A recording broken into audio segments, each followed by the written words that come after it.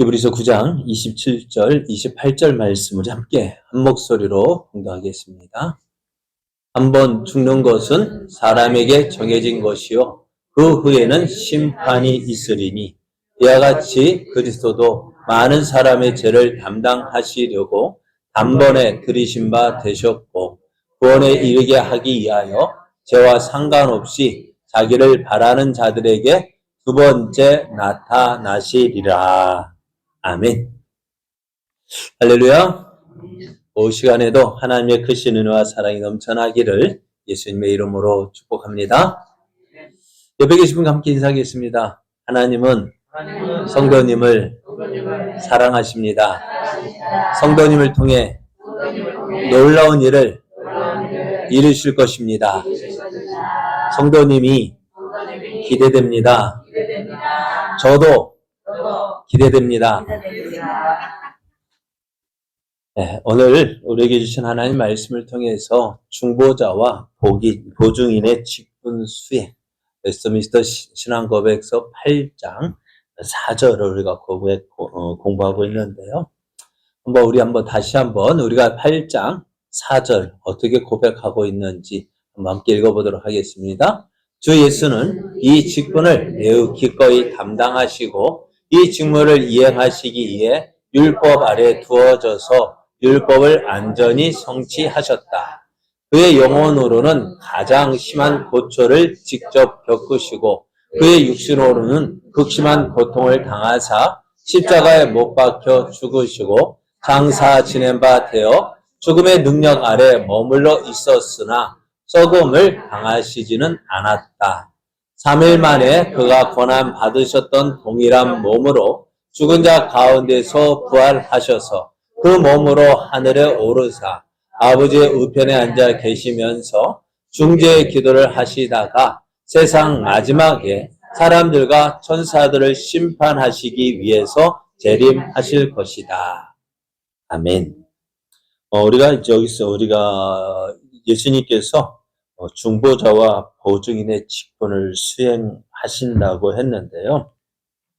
예수님께서 이 직분을 맡기지 않으셨다면은 또 마지못해서 맡으셨다면은 하나님 아버지의 계획, 죄인된 우리를 구원하시려는 하나님의 계획은요 물거품이 되고요 또 우리의 구원도 불가능해집니다. 하지만 예수님은 기꺼이 사람의 모양으로 나타나셔서 자기를 낮추시고 죽기까지 복종하심으로 우리를 구원하시고자 하는 그 하나님의 계획을 이루셨는데요. 예수님께서 중보자의 역할을 감당하시기 위해서 수행하시기 위해서 하신 일들이 있습니다. 그것이 무엇이 있을까요? 예수님께서 중보자의 직분을 감당하기 위해서 중보자가 뭐가 있다 했죠? 중보자의 직분이요? 그러니까 먼저 선지자, 또 제사장, 또 왕의 직분을 수행하신다 했는데요. 이 직분을 수행하기 위해서 예수님께서 하신 일이 무엇이 있을까요? 이것을 우리는 어디에서 볼 수 있냐면은 사도신경에서 발견할 수가 있어요. 사도신경 우리가 고백하는 것처럼 나는 전능하신 아버지 하나님 천지의 창조주를 믿습니다 라고 하나님에 대해서 고백하고요. 또 우리가 믿는 예수님 어떤 분이시냐? 나는 그의 유일하신 아들 우리 주 예수 그리스도를 믿는데요. 그 예수님이 무엇을 믿냐면은 성령으로 잉태되시고 동정녀 마리아에게서 나시고 본디오 빌라도에게 고난을 받아 십자가에 못 박혀 죽으시고 장사된 지 사흘 만에 죽은 자 가운데서 다시 살아나셨고 또 하늘에 승천하셔서 전능하신 아버지 하나님 우편에 앉아 계시다가 거기로부터 살아있는 자와 죽은 자를 심판하러 오십니다. 그러니까 오늘 우리가 고백하고 있는 웨스트민스터 신앙고백서 8장 4절은 우리가 고백하고 있는 사도신경 신앙고백과 크게 다르지 않습니다. 그러면은 예수님께서 하신 일들을 우리가 생각했을 때 예수님께서 그리스도의 세 가지 직분 뭐가 있다고 말씀드렸어요? 선지자, 제사장, 왕의 직분이고요. 또 이 그리스도의 두 가지 상태가 있다고 했습니다. 하나는 낮아지심과 높아짐이 있습니다. 그래서 예수님의 사역은 율법 아래에 나셨고 고난 당하시고 죽으시고 장사 지내시고 승천하시고 하나님 우편에 앉아 계시다가 다시 오실 것인데요. 오늘 이것을 또 두 가지 상태와 사역, 두 가지 상태를 뭐라 했어요? 낮아지심과 높아지심으로 생각해 보면은 낮아지는 거 어떻게 낮아요? 율법 아래 나셨고 고난 받으시고 죽음 당하시고 장사 지내졌다라는 사실입니다. 그리고 높아지신 것은 하늘에 오르시고 하나님 보좌 우편에 앉아 계시다가 이 세상을 심판하기 위해서 어떻게 다시 재림하실 것이다라는 사실을 우리가 살펴볼 수가 있습니다. 자, 그러면은 예수님께서 우리가 지금 오늘 생각해 볼 것은 낮아지신 상태에서 세 가지 직분으로 하신 사역이 있는데요. 낮아지신 상태가 뭐가 있다고요? 율법 아래 나셨고 고난을 당하시고 죽으시고 장사 지내셨다라고 했습니다. 예수님께서 율법 아래 나셨다라는 것을 우리가 지난번에 생각을 했는데요. 예수님께서 율법 아래 나셨다라는 의미는 예수님이 자신이 만든 율법을 폐하러 오신 것이 아니라 완전하게 하기 위해서 오셨다는 것입니다. 그래서 첫 아담이 에덴 동산에서 지키지 못한 율법을 마지막 아담이신 예수님은 다 지키셨습니다. 그래서 아담의 원죄를 이어받은 아담의 후손은 더욱 율법을 지키지 못하기 때문에 이들을 대표해서 예수님께서 다 지키셨습니다. 그래서 그 예수님의 율법 아래 나신 것. 그래서 예수님께서는 율법을 다 지키셨고 또 심지어는 율법을 지키지 못한 것에 대한 벌까지도 모두 당하셨는데요. 그게 무엇이냐? 영육간에 받으신 고난을 말합니다. 예수님은 살아 계시는 동안 영혼으로도 또 몸으로도 고통을 당하셨어요. 여러분 예수님께서 당하신 고난 가운데 고통 가운데 가장 큰 고난 무엇일까요? 십자가의 고난일까요? 그래, 십자가 고난이 가장 큰 고난일 수도 있습니다만은 가장 큰 고생은 뭐냐면 사람으로 태어나신 것이 고난입니다. 왜요? 영이신 하나님, 한번 생각해 보세요. 우리가 남자들 같은 경우에 가장 힘든 시기가 언제였을까요? 군대 가는 거예요. 왜요? 근데 그렇지 않아요. 남자 자유롭게 하다가 어디 군에 매어 사는 것이 얼마나 힘들어요. 하나님은 영이시잖아요. 이 세상 모든 거 다 다스리는 모든 것을 다스리는 그 하나님께서 사람의 모습으로 오셔서 거기에 매어 지낸다는 것이 얼마나 큰 고통일까요? 남자도 그래. 우리도 우리 밖에 사는 것도 자유롭지 않지만은, 그래도 어떻게 군대 간다는 거 참 고난이다, 고통이다 얘기하는데, 거기다가요, 한번 생각해요. 왕이신 하나님께서, 그래, 집에서 가장 귀하게, 고귀하게, 그렇게 자라다가 군대 가서 한번 생각해 보세요. 그 고생한다면 이해가 될까요? 안 될까요? 그게 얼마나 힘들어요. 그러니까요. 그런데 예수님께서 어떻게 해요? 왕이신 하나님께서 가장 낮고 천한 모습으로 이 땅에 오셨어요. 세상 한번 생각해보세요. 어느 집에 아이가 태어났는데 어디에서 태어납니까? 아이들이요. 산부인과에서 태어나나요? 맞아요. 그래. 아무리 우리도 산부인과 태어나는데, 그래. 예수님은 어디에 누웠어요? 말구에. 세상에 말구에 누인 아기가 어디 있어요? 세상에 어느 아기가 태어났는데 말구에 누워요. 왜요? 있을 곳이 없어서. 그리고 우리는 어찌됐든 종종 보면 TV나 뉴스를 보면 택시에서 났다, 비행기에서 났다, 버스에 났다 하지만 어디가 그렇게 났다 계속 거기에 누워 있는 거 아니잖아요. 어디로 가요? 집으로 데려가든지. 그런데 예수님은 있을 곳이 없어서 어디요? 가장 낮고 천한 모습으로 태어나셨어요. 그러니까 그 몸이 얼마나 고난을 받으셨겠어요. 그리고 예수님 사시는 동안에 눈물도 흘리시고 배도 고프시고, 그러니까 우리가 당할 수 있는 모든 고난은 예수님 다 당하셨다. 그런 가난한 사람들, 뭐 그런 사람들 보면은 누가 예수님이 먼저 그들의 마음과 같이 그들보다도 그들과 똑같이 고통을 당하셨다고 이야기. 그러니까 예수님께서 앞에 환자들 오면은 우리도 어떤 은사 받으면 괜히 그 사람이 느끼는 아픔을 느끼는 사람이 있다 하잖아요. 예수님도 그들의 모든 모습들을 보시고 불쌍히 여기셨는데 어떻게 예수님이 그 아픔을 느끼시는 거예요.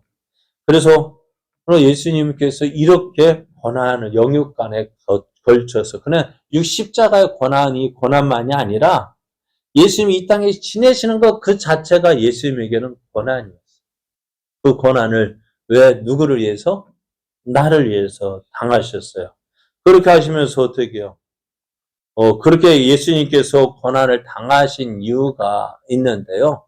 그 이유가 뭐냐면은 우리에게 있는 대제사장은 우리 연약함을 동정하지 못하실 이가 아니요 모든 일에 우리와 똑같이 시험을 받으신 이로되 죄는 없으시니라. 그러므로 우리는 긍휼하심을 받고 때를 따라 돕는 은혜를 얻기 하여 은혜의 보좌 앞으로 담대히 나아갈 것이니라 했어요. 예수님은 우리의 사정을 어떻게 한다고요? 아신다고요. 그러니까 아시니까 어떻게 이해하는 거예요. 배고파 보셨기 때문에 그 배고픈 사람의 마음을 아시는 거예요. 배고파 본 적 없는 사람 알까요? 모를까요? 예? 우리 이렇게 배고프면 뭐예요? 밥 해 먹지. 그죠? 그래. 야, 그때는 야, 쌀도 없어서, 그럼 라면 끓여 먹지. 왜요? 안 겪어봤으니까 모르는 거. 안 겪어봤으니 지금 내 생각, 내가 알고 있는 대로 이야기. 밥 없으면 라면 끓여 먹지. 라면 없어. 그럼 빵 먹지.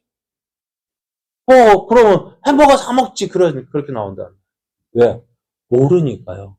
그 사정 모르니. 그러나 예수님은 어떻다고요? 우리의 모든 사정과 형편을 다 아신다고요.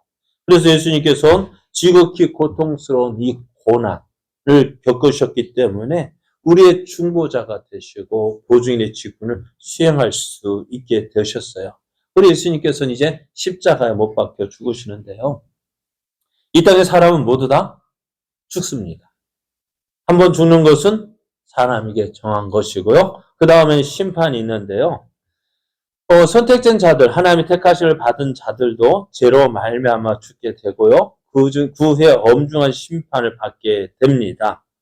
그런데 그들에게 영원한 생명을 주시고 마지막 심판 때에 죄 없다함을 받도록 예수님께서는 누가 죽으셨어요? 자신이 죽는 것을 선택하셨습니다. 누가 예수님이 내가 죽기로 작정하신 거예요. 자, 한번 보시죠. 여러분, 내 앞에 내일이면 내가 죽는다. 여기 가면 죽는다 하면 갈 사람이 있을까, 없을까요? 여러분, 가실래요? 안 가죠. 왜요? 누가 죽고 싶은 사람 있습니까? 그런데 어때? 예수님이 내일이면 십자가의 고난 당할 걸 모르셨을까요? 아셨을까요? 아셨어요. 그런데 어떻게 그 십자가의 길을 걸어가시는 거예요. 여기 보십시오. 예수님께서 제자들에게 가이사랴 빌립보에서 제자들이 묻자 너희는 나를 누구라 하느냐? 사람들이 나를 누구라 하느냐 할 때 제자들이 대답하죠. 어떤 사람은 엘리야다. 어떤 사람은 세례 요한이다. 어떤 사람은 선지자. 그렇게 선지자를 알고 있습니다. 라고 이야기할 때 예수님 묻습니다. 그러면 너희는 나를 누구라 하느냐? 그때 베드로가 제자들을 대표해서 저는 그리스도시요 살아계신 하나님의 아들이십니다라고 고백을 했어요. 그러면서 예수님이 그거 듣고서 어떻게 해요? 야, 3년 가르친 보람이 있구나. 그때 예수님 그런 말씀을 하지 않으셨지만 아마 그러셨을 것 같아요. 왜? 제자들과 함께 하신 이유가 뭐예요? 제자들에게 내 예수님이 누구인지 알게 하시기 위한 거 아닙니까? 그런데 이제 어떻게 돼요? 가이사 빌립보로 마지막 수학여행, 저는 이때가 마지막 수학여행 여행이었다 생각되어져요. 예수님 이곳에서 제자들이 3년 동안 예수님께서 함께 동거동락하면서 마지막 시험, 너희는 나를 누구라 하느냐 물을 때 예수님, 제자들은 주는 그리스도시요 살아계신 하나님의 아들이십니다. 예수님이 누구인지를 알았어요. 그제서 예수님이 무엇을 가르치셔요? 십자가 예루살렘에 올라가게 되면은 장로들과 대제사장들과 서기관 고난을 받을 것이다. 죽음을 당할 것이다. 또 그렇지만 제3일에 살아날 것이다. 그때 비로소 가르치셨다.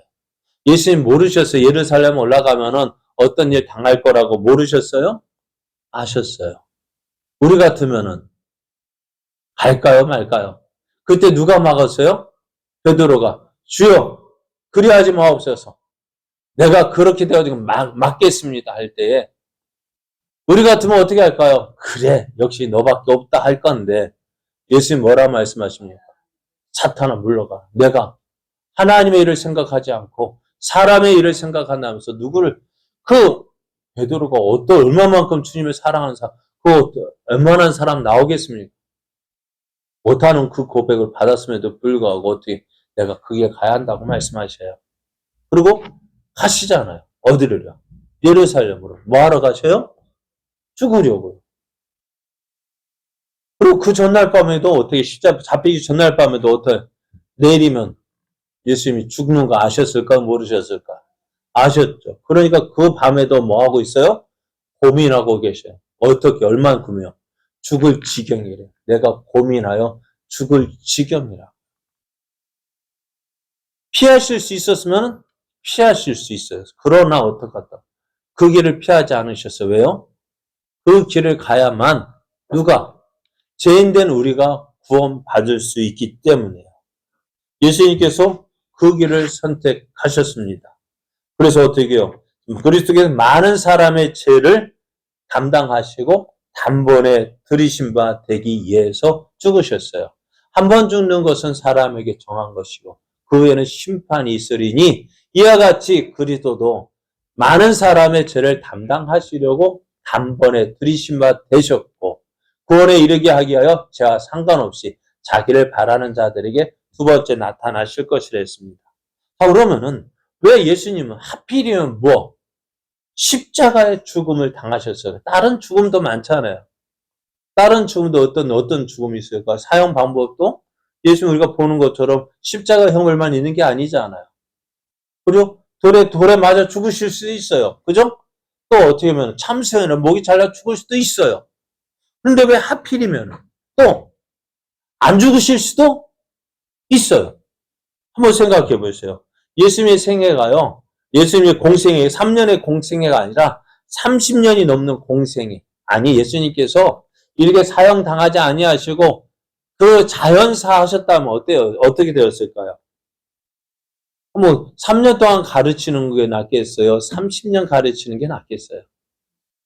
어떤 게 얼만큼 가르치는 게 나을까? 확실할까요? 30년이 더 확실하지 않을까요? 그러면서 예수님께서 제자 몇 명?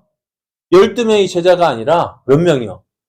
120명을 세우고 1200명을 세우고 그러면은 어떨까요? 세계 선교가 더 빨리 되지 않았을까요? 그럴 것 같잖아요. 안 그래요? 12명이 시작하는 것보다는 120명이 더 낫고 그래서 저도 참 그래요. 우리가 저 동기 목사가 교회 개척하는데 몇 명 가지고 개척할까요? 몇 명 가지고라 하면 좀 그렇습니다만 대부분 몇 명으로 개척할까요? 참 그래요. 옛날에는 죄송합니다. 옛날이라 하면 그렇지만 7, 80년대에는요. 그래도 천막 치고 그죠? 십자가 세우면 그래도 사명 있는 사람들은 모여들었어요. 근데 지금은 안 보여들어요. 그런 저희 동기 목사도 그래요. 열심히 있어가지고 참 교회를 개척한다고 시작하는데요. 몇 명이 모여서 기도할까요? 몇 명이 모여서 시작할까요? 가족만. 개척 예배 드린다고 그 처음 예배 드릴 때는 꽉 차게 예배 드려요. 모여서 예배 드려요.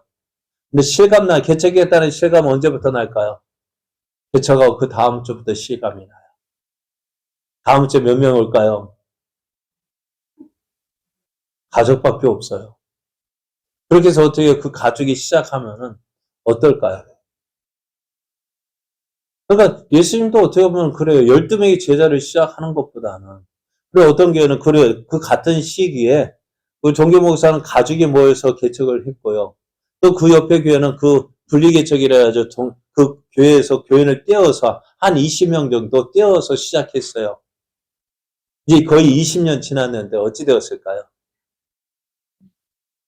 20년이 지났습니다. 어찌 되었을까요? 20년이 지났는데 지금 동교 목사 한 20명 정도 모이고요. 20명으로 시작한 교회는요. 200명이 넘는데. 그러니까요. 교회 개척에도요. 어떻게 그래도 숫자가 많이 모이는 곳이 그만큼 빨라요. 그래서 저도 그렇게 생각하고 앞으로도 우리가 어떤 모습을 교회 개척을 한다 할 때도 옛날처럼 목회자 가정만 모여서 교회가 시작되어지면은 목회자는 사명 있어야 하지만 그게 오래 못 가요. 죄송합니다만 우리 전남교회 동문회에서도 노예 20년 기념을 해가지고 교회를 개척했는데요. 얼마나 모일까요? 그래요. 기념교회를 세웠지만은 어느 누구 하나 우리 교회 성도들 가서 예배 드리라는 사람이 없어요. 드리라는 교회가 없어요. 그럼 어떡하겠어요? 교회가 빨리 어떻게 하면 빨리 성장할까? 어쨌든 시작할 때도 많이 모여서 시작하고. 그래서 뭐 교회를 개척할 때 어떻게 해요? 목회자 가정만 파송하는 것이 아니라 성도까지 보내줘야 돼. 그래야 그 교회가 빨리 성장할 수 있어요. 오늘 갑자기 왜 이상하게 이렇게 예수님도 그래요. 3년 동안 몇 명이 제자를 키웠어요? 12명이 제자를 키웠어요. 그 중에 누구는 한 명은 실패했어요. 그죠? 예수님도 실패했어요. 12명 시작했는데 한 명 실패했어요. 그렇게 해서, 그래, 12명, 그래, 차라리 10년 동안 하시면서 차라리 120명으로 세웠다면 어찌 될까요? 더 빨리 성장될 되지 않았을까요? 그죠? 근데 예수님은 3년 동안, 아니, 10년 동안, 30년 동안 더 많이, 더 빨리 성장되고 교회가 복음에 더 증거되어졌을 텐데, 그렇게 하지 아니하시고요? 어떻게요? 십자가에서 죽으셔야만 했다는 거예요. 왜 이렇게 죽으셔야 했을까? 왜 하필이면 십자가의 죽음일까요? 이것은요, 제 저주로 인해서 비참하게 인생을 살고 죽어야 하는 사람들의 고난과 죽음을 잘 대표하는 것이기 때문에 그래요. 왜요? 왜 십자가의 고난을 당하셔야 되느냐?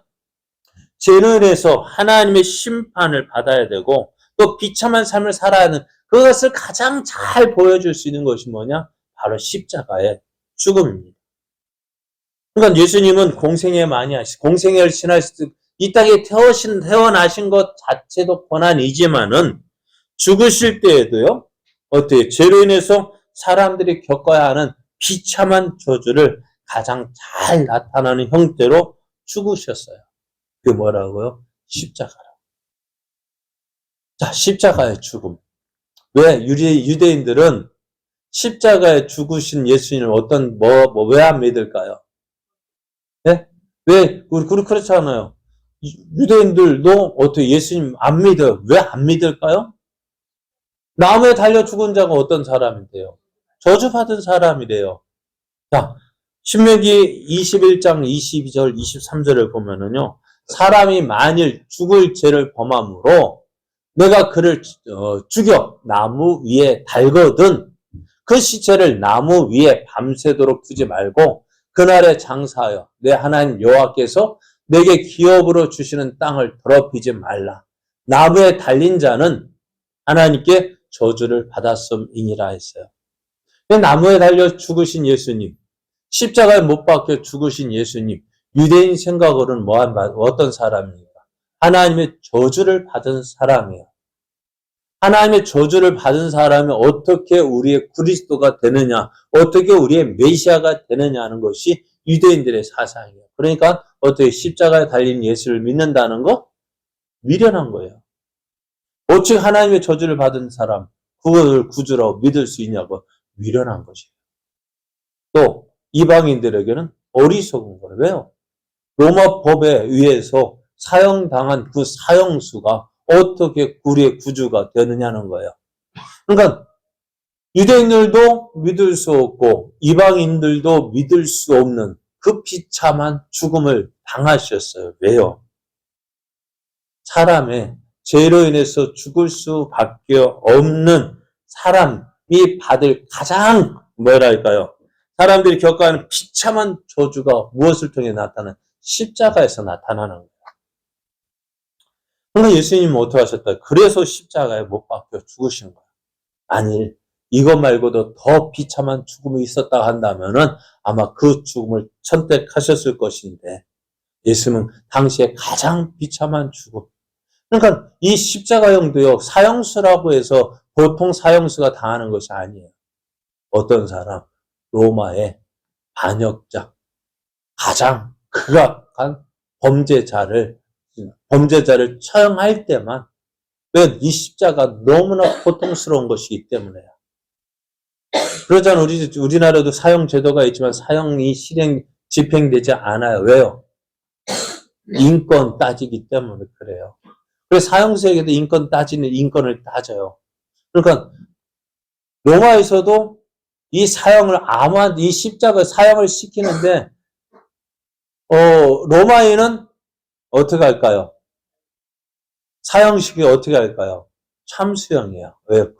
왜 그럴까요? 오랫동안 고통 느끼지 못하더라. 이방인은 참수를 그러니까 왜 베드로는 어떻게 했어요? 어떻게 죽었어요? 주님 제자 베드로는 거꾸로도 갔사오니, 베드로는 로마에서 사형당할 때 어떻게 해요? 십자가형으로 죽었습니다. 바울은요? 참수형을 당했어요.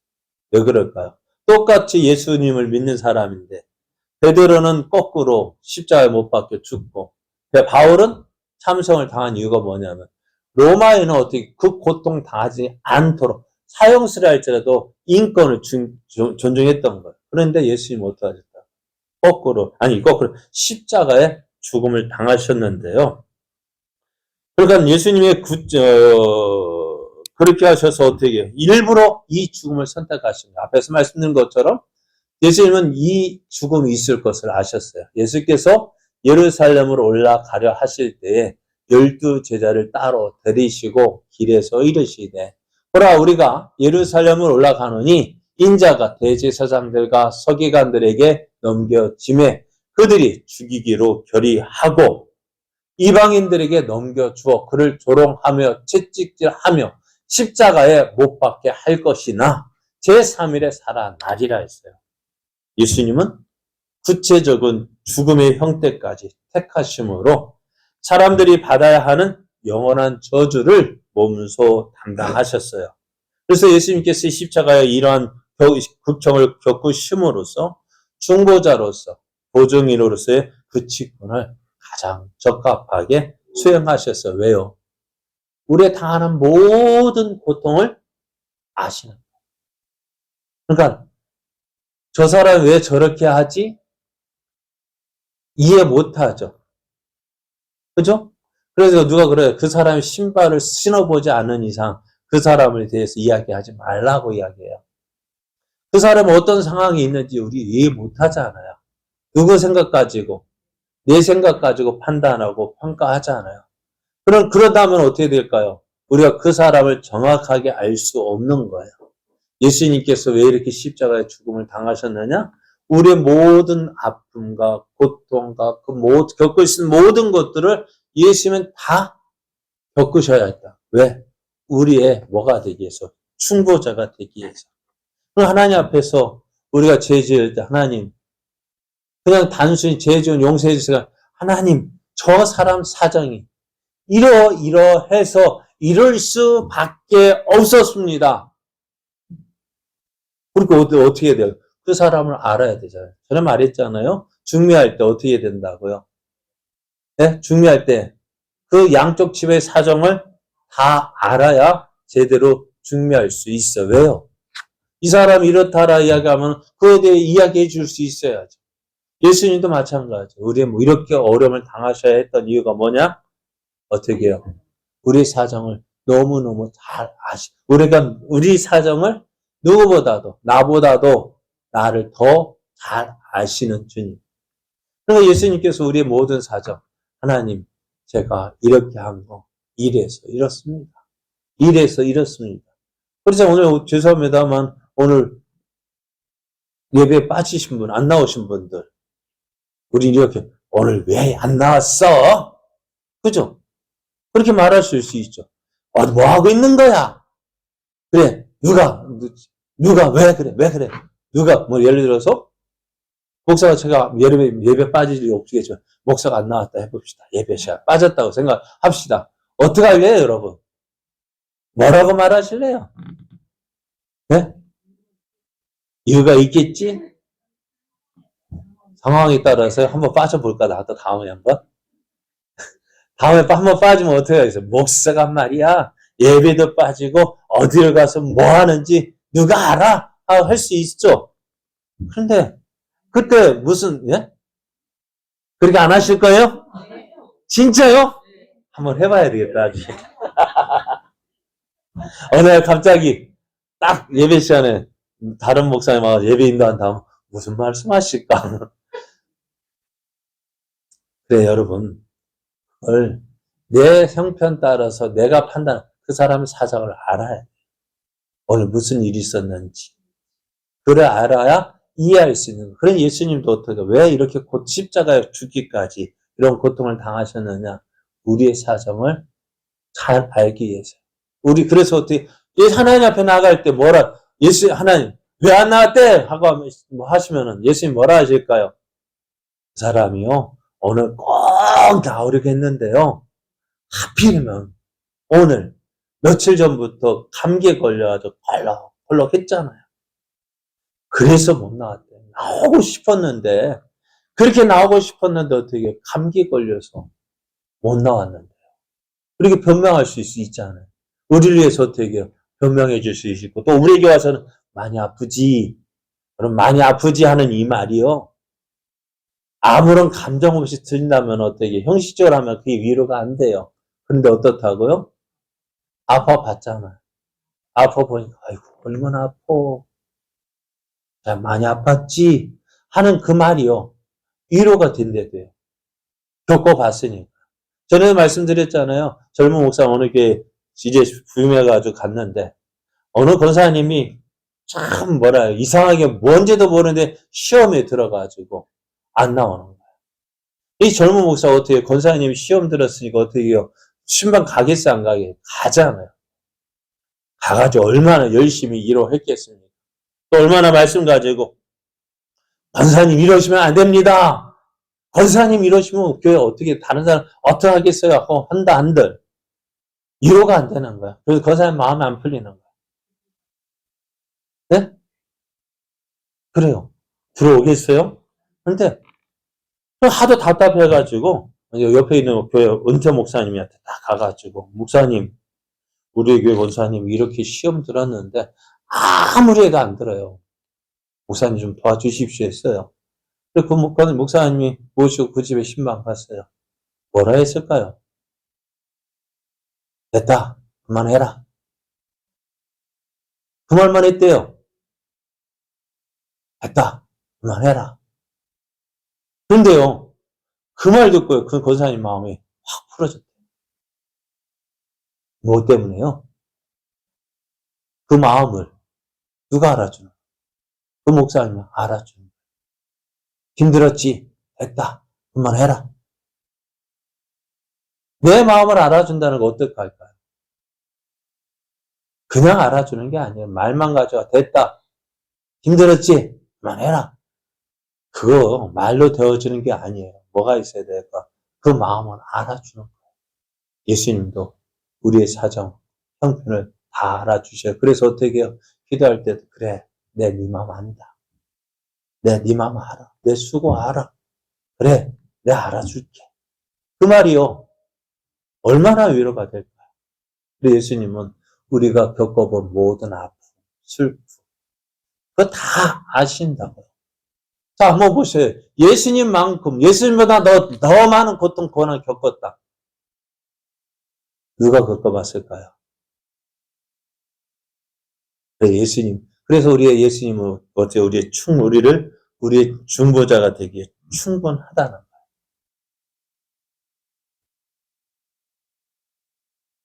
여기까지 하겠습니다.